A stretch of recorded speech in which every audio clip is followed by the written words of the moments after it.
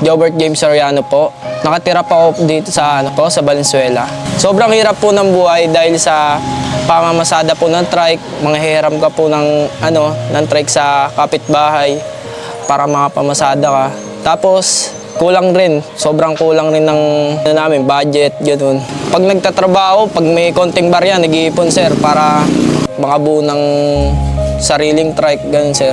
Kahit yung konting kinikita, gano'n, sir, nakakaraos pa rin sa araw-araw, gano'n.